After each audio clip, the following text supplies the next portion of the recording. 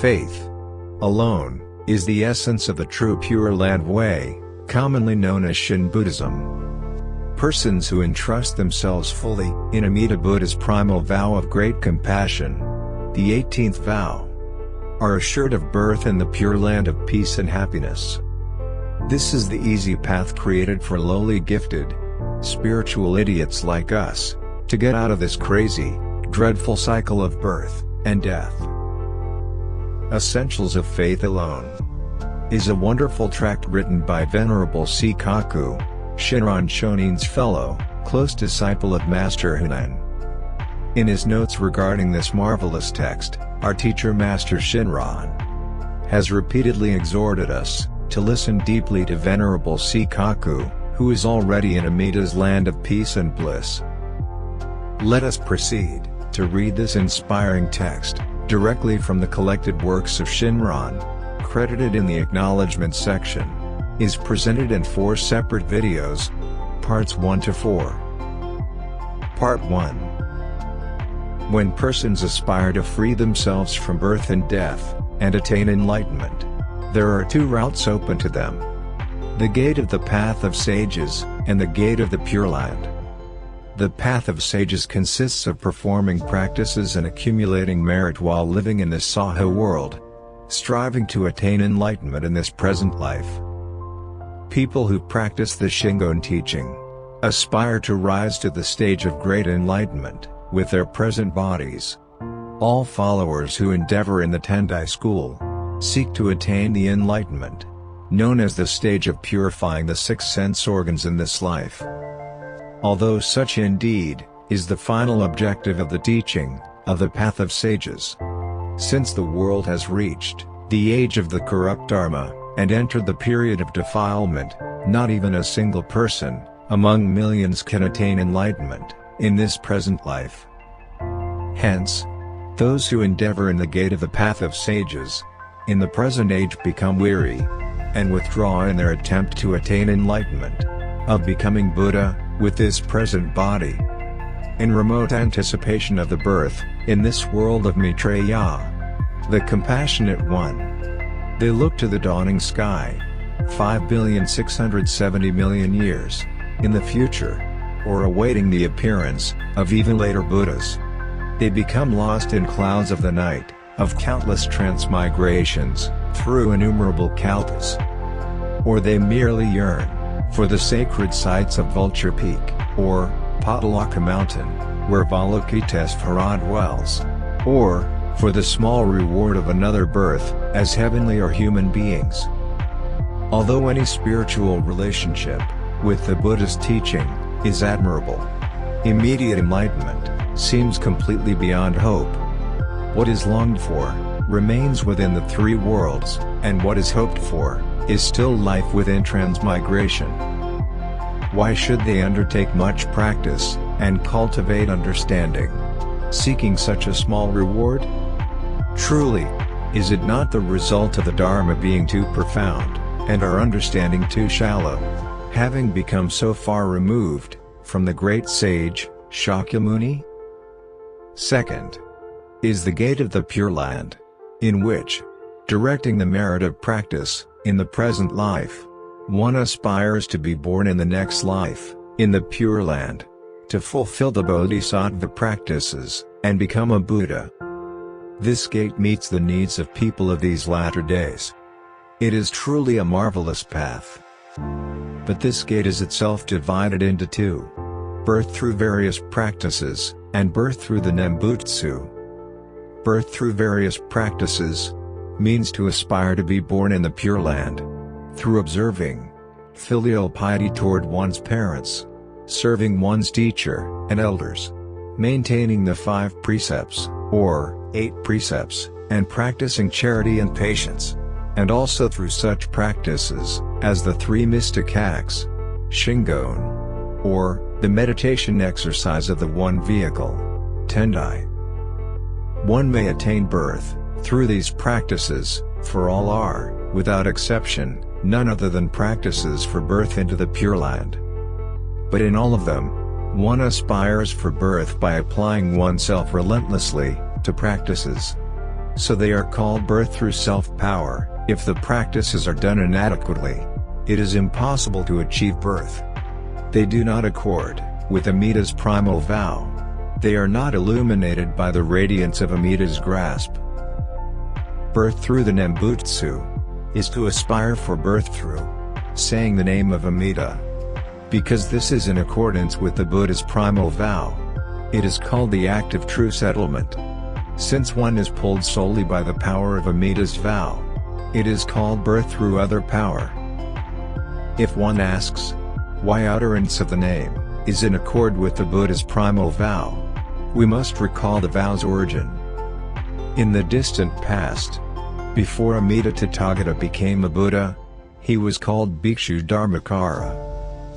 At that time, there was a Buddha named Lokasviraja Buddha. When Bhikshu Dharmakara had already awakened the thought of enlightenment, he desired to dwell in a land of purity and benefit sentient beings, and going before the Buddha, he said, "Already I have awakened the thought of enlightenment, and desire to establish a Buddha land of purity. May the Buddha, for my sake, teach fully the innumerable, wondrous practices for adorning the Pure Land." Then, Lokasviraja Buddha taught completely the good and bad of the human and heavenly beings in the Pure Lands of 21 billion Buddhas, as well as the course and the wondrous aspects of each of the lands, fully revealing each one of them. Bhikshu Dharmakara listened and looked upon them, and discerning the bad, he took up the good. Casting out the coarse, he aspired for the wonderful.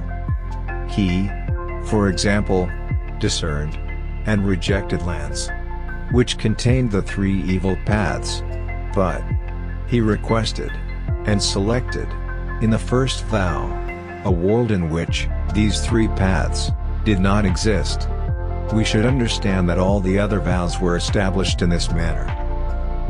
Thus, he chose the surpassing qualities from among the Pure Lands of 21 billion Buddhas, and established the world of perfect bliss. It is as though cherry blossoms were made to bloom on the branches of willow trees, or those renowned sites, Kiyomi Beach and Futami Bay, were placed together. This selection was not made out of a brief consideration.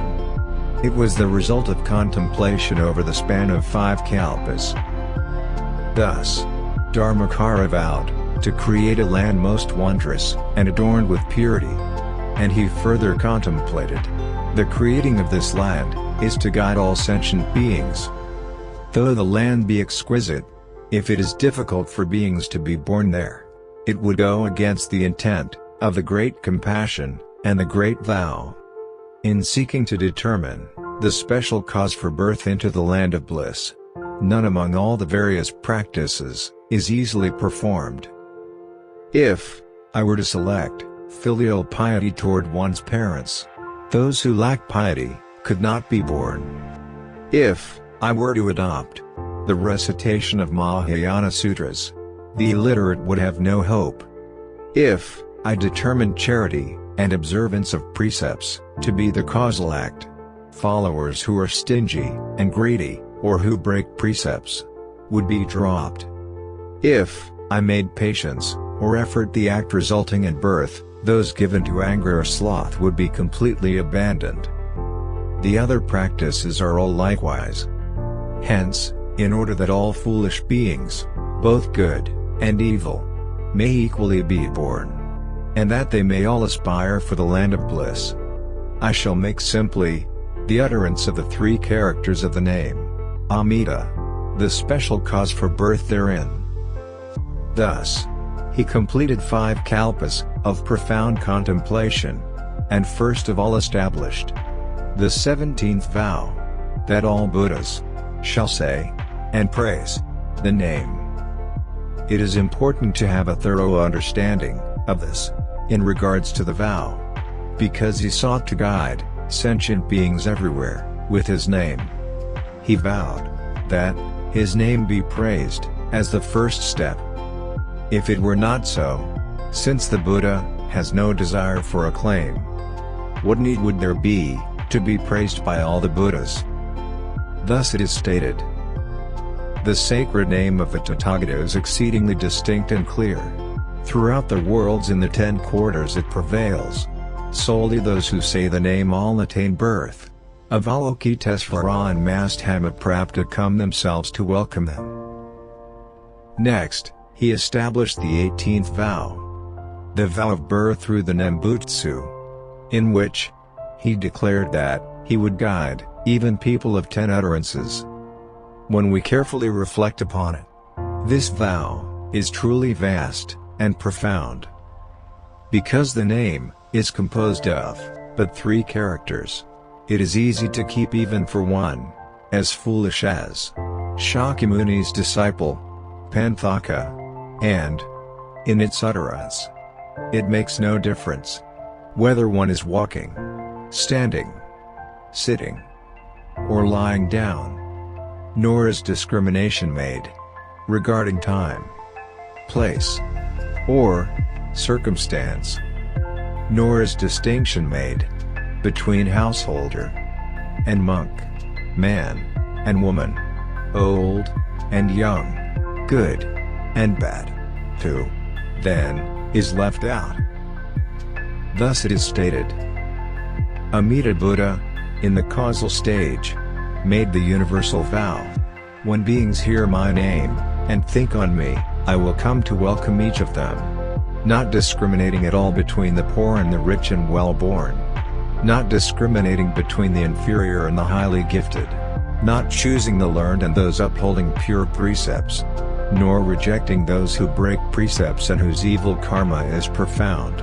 When beings just turn about at heart and often say the Nembutsu, it is as if bits of rubble were turned into gold. This is birth through the Nembutsu.